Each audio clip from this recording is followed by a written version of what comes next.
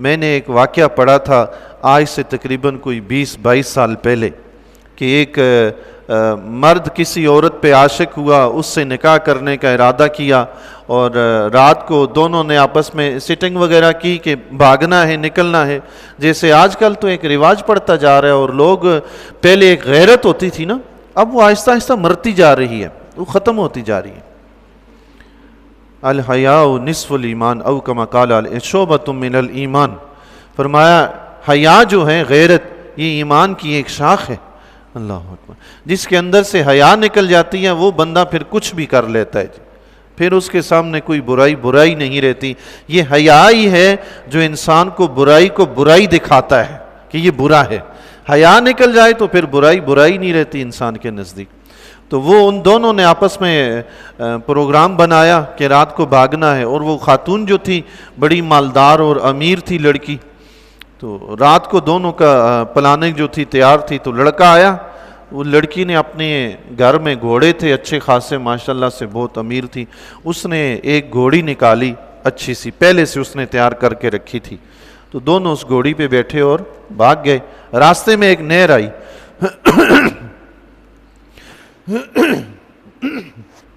راستے میں ایک نہر آئی. جب نہر کراس کرنے لگے تو گھوڑی اس نہر سے پار نہ چڑھے. لڑکے نے بڑی کوشش کی تو گھوڑی نہ چڑھی. لڑکا اتر کے پریشان ہوا کہ اب کیا کروں بھائی، یہ چڑھتی نہیں ہے. تو لڑکی نے کہا کہ لڑکے نے شاید یہ کہا کہ اس کو چھوڑ دیتے ہیں، پیدل چلتے ہیں. لڑکی نے کہا نہیں، آپ اس کو کوشش کرو، پکڑ کے پار چڑھاؤ، یہ چڑھ جائے گی. اس کی ماں بھی ایسی ہی ضد کرتی تھی. لڑکی نے کیا کہا؟ اس کی ماں بھی ایسے ہی ضد کرتی تھی، کوشش کرو پار چڑھ جائے گی. لڑکے کے دماغ میں لگی یہ بات، عقل و شعور تھوڑا بہت تھا نا، کام آ گیا، اس کے دماغ پہ لگی. اس نے کہا یہ گھوڑی جانور ہے، اس جانور میں ماں کی تاثیر آ رہی ہے، جس کو میں لے کے جا رہا ہوں اس سے بھی تو میری اولاد ہوگی، کیا میری اولاد میں ماں کی تاثیر نہیں آئے گی؟ اس نے گھوڑی وہیں سے واپس پلٹی. لڑکی نے کہا کہاں جا رہے؟ اس نے کہا تمہیں واپس چھوڑنے جا رہا ہوں. اس نے کہا کیوں؟ کہنے لگا جب جانور کا یہ حال ہے، جب جانور کی یہ تاثیر ہے کہ بیٹی ماں پہ جاتی ہے تو تمہاری کیا تاثیر ہوگی؟ واپس جا کے چھوڑ کے آ گیا. گندے مال سے اچھا مال کبھی نہیں ملتا.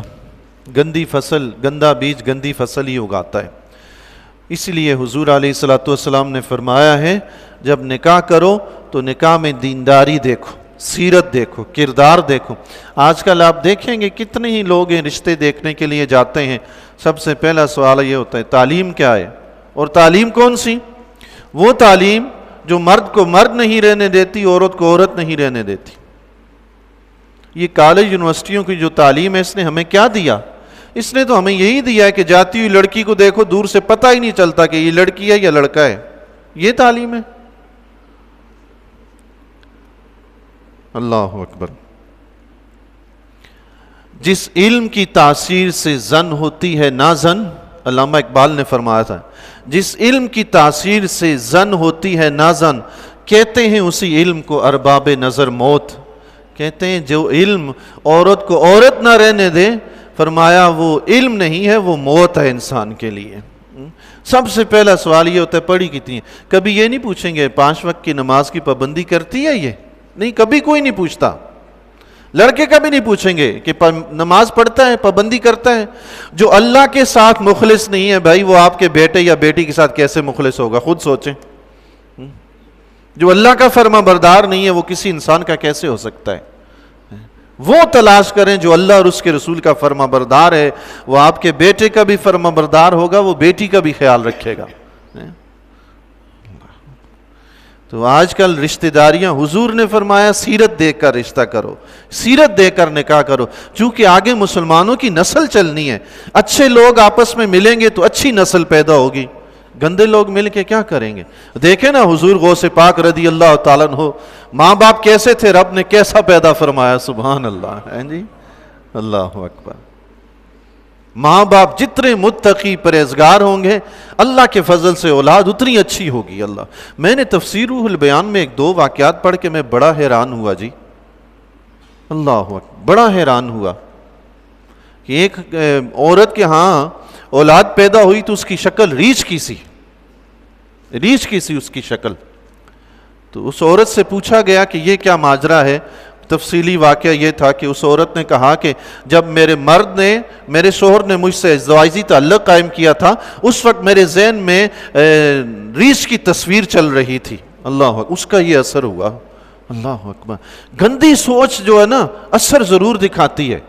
اگر اس وقت بندے کے دل میں کوئی مکہ مدینہ کے خیالات ہوں, دینداری کے خیالات ہوں, غوث پاک کی یاد ہو, اللہ کے اولیاء کی یاد ہو, تو اللہ کے فضل سے پیدا ہونے والا بھی ولی آئے گا. سبحان اللہ. لیکن یہ تبھی ہوگا نا جب ظاہری اس کی زندگی دیندار ہوگی. ایک بندہ ظاہری زندگی میں ہمیشہ گند میں پڑا رہتا ہے, وہ کیا سوچے گا؟ اس نے تو گند ہی سوچنا ہے نا. اللہ. یہ آیت منسوخ ضرور ہے, اس کا حکم تلاوت موجود ہے. رب اب بھی یہی چاہتا ہے. دیکھیں نا حضور علیہ الصلوۃ والسلام نے فرمایا سیرت دیکھ کے رشتہ کرو. رب اب بھی یہی چاہتا ہے کہ مومن کو چاہیے اچھا رشتہ قائم کرے.